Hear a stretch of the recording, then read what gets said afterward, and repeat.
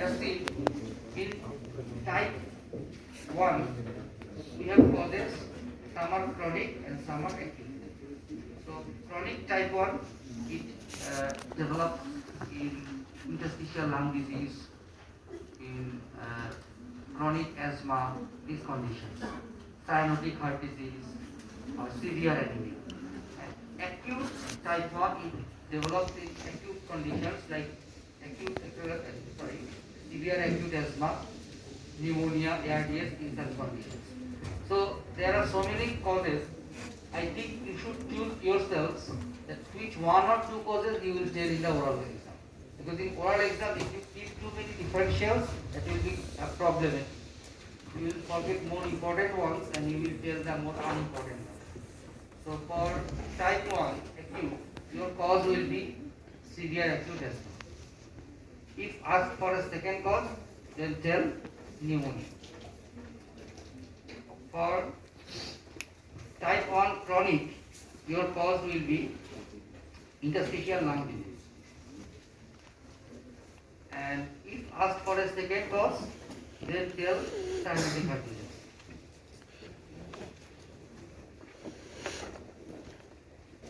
Type 1 acute. So how will you treat acute type 1 respiratory failure? Yes, high flow oxygen. And now come to the type 2 respiratory failure. Remember, type 2 respiratory failure, it occurs in two types of situations. One is COPD related situations, another one is neuromuscular weakness of the diaphragm. So just imagine chronic type 2. So the most important cause will be COPD. With it, add one or two neuromuscular conditions that causes diaphragmatic paralysis. So can you tell some chronic, long term? Motor neuron disease. Yes. Motor neuron disease. Myasthenia gravis. Okay, fine. So actually GBS is not chronic. Very acute condition. So COPD, motor neuron disease. Now come to the acute. So if acute type 2, acute exacerbation of COPD. Simply. And some acute conditions that neuromuscular. Now tell GBS. Snake bite, poisoning.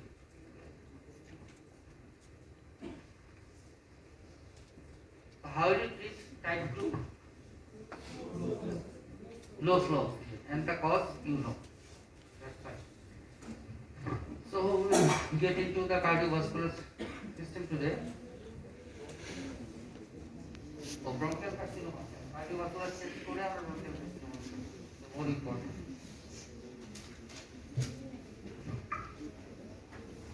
So one board starts with ECG. This is a very and this is look at it. If something happens very tall in the leaves, very tall in the V5, V6, it is nothing but left ventricular hypertrophy. So don't try to just tell this is left ventricular hypertrophy because R is V5 and V6 and plus S is V1 or V2 more than 30. So this is left ventricular hypertrophy. The next questions will be what are the results of left ventricular hypertrophy.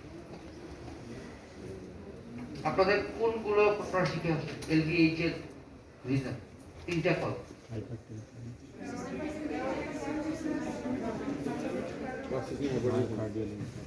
একটা minute আপনি বলেন কোন তিনটা call বলেন বাস এই তিনটা আর কোনো কিছু না হ্যাঁ hypertension aortic stenosis and hypertrophic cardiomyopathy জি আপনারা কি বলছিলেন কোয়ার্টেশন অফ অ্যাওর্টা এটা পারেন আপনি পারেন এর ভিতরে জিনিসপত্র পারেন কোয়ার্টেশনের জিনিসপত্র পারেন যে এটার প্রেজেন্টেশন কি এটার ইসিজি কি এটার এক্সরে কি এটার ট্রিটমেন্ট কি এটার কমপ্লিকেশন কি পারেন তাহলে দয়া করে don't irritate the periumbilical area of the external vagina. বুঝতে পারছি? এমন শব্দ উচ্চারণই করবেন না যেটা আপনি পারেন না। যেখান থেকে টান দিয়ে ঢুকলে আপনি আর ভিতরে যেতে পারবেন না। You stuck. So sometimes it is better not to talk too much. আমি বারবার বলছি যে আপনি জানেন কয়েকটা শব্দ নাচতে নাচতে বলবেন, তারপরে কয়েকটা শব্দ ধরে টান দিন, তখন আপনি ডুবে যান।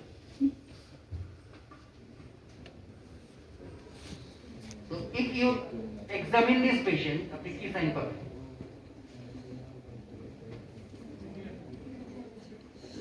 একেবারে একটাই সাইন, এটা হচ্ছে হিভিং epics.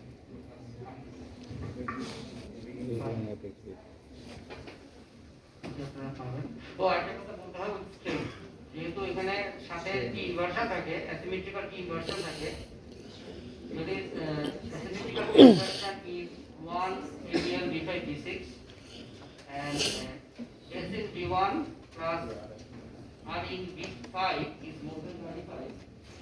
So this is LVH with strain pattern. Fine.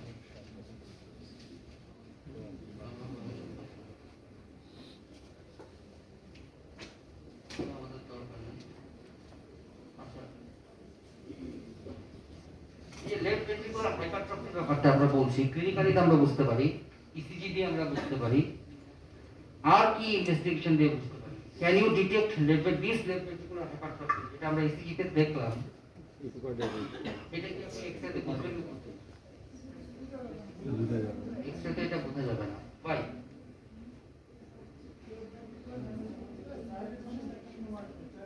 Dilatation হয়ই না, লেফট ভেন্ট্রিকুলার হাইপারট্রফিতে থিকেনিংটা ইনওয়ার্ড হয়। সো আপনি বাইরে থেকে কিছুই বুঝবেন না। তাহলে আর কোনো টেস্ট আছে এটা ক্লিয়ারলি বোঝার? তাহলে যদি এই কন্ডিশনগুলো লেফট ভেন্ট্রিকুলার হাইপারট্রফি হয়, এই কন্ডিশন যে তিনটা বললেন আপনারাই বলেন, হাইপারটেনশন, অ্যাওর্টিক স্টেনোসিস এবং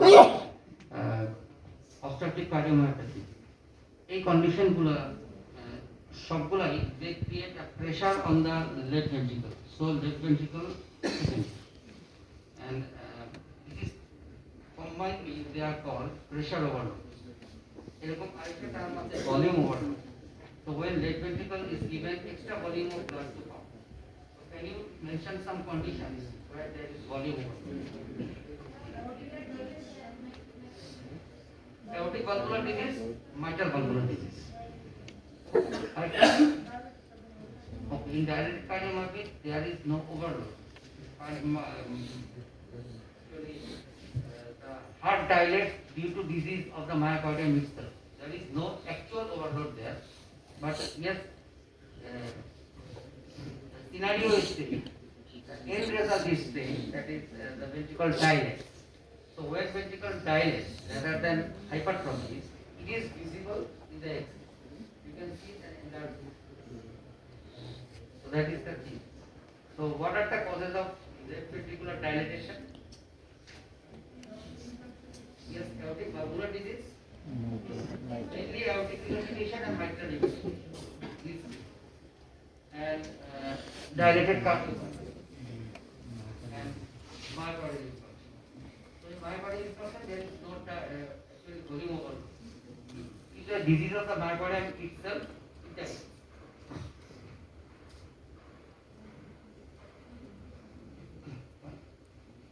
So here are some things about hypertension. I think you know everything. The complications. যখন হাইপারট্রফি ঘটবে, এখান থেকে হাইপারটেনশনে যাবে, হাইপারটেনশনের কমপ্লিকেশনস গুলোতে যাবে। আপনারা বাই সিস্টেম বলবেন। তো আপনি বলেন তো ওয়েদার এখানে কমপ্লিকেশন প্রবলেম বার হচ্ছে কিনা? এগুলো তো কজ, মানে কোনো কমপ্লিকেশন কোনটা বার করেছে কিনা?